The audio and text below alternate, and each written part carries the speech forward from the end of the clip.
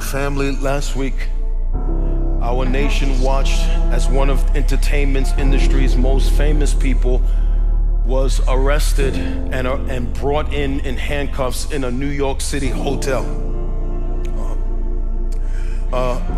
This man, who I never liked very much ever, but have been listening to his music since I was a teenager, was brought in on very serious charges by the federal government.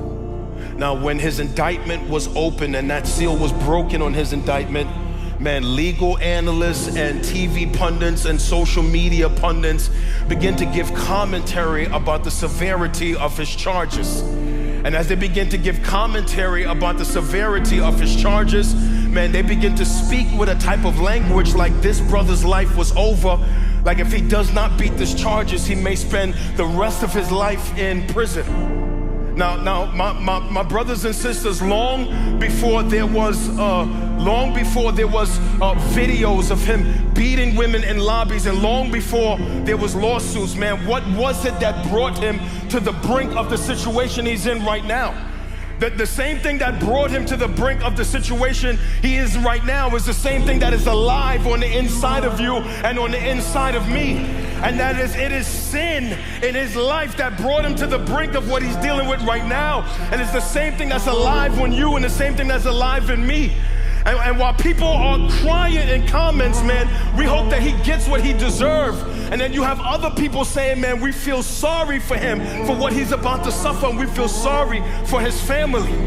And my brothers and sisters, I want you to know, man, this thing that brought him to where he is right now, this thing that's alive on the inside of you and me, man, this thing that began with Adam and the original sin that spread to all human beings, man, this thing on the inside of us, listen to me, it is the bane of our existence. It is the cause of all pain and suffering in society. It is the cause of every sorrowful tear that has ever fallen from your eyes. It is the cause of all of our relational tension and friendship tension and marital tension. It is the source of all of the issues going on right now in the world. It is because of this thing, sin, man. It has toppled empires in history, it has corrupted foreign governments. It has infected every single part of the human being. Your intellect has been infected by sin. Your intelligence has been infected by sin. Your emotions have been infected by sin. Your desires, your wants, your longings, the way you see the world, your language, your mouth, your heart, your feelings, every single part of the human being has been infected by sin. I know you think because you was born on the altar, I'm not talking to you.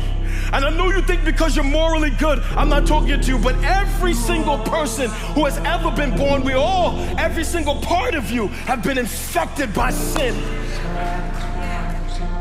Man, it is the bane of human existence to the point I hate sin. I hate it in my life. I hate it in the church. I hate it in society, not because I'm morally pure. I hate it because just the opposite. I hate it because I know the pain it has brought to my life. I know the destruction it has brought to my life, man. I know the heartache and the frustration it has brought to my life. And I know I'm not the only one who has looked over your shoulder and looked at the devastation of sin in your life from past seasons. Man, things I regret because of sin. Seasons I regret because of sin. Chapters of my life I wish I could rip out of my story because of sin.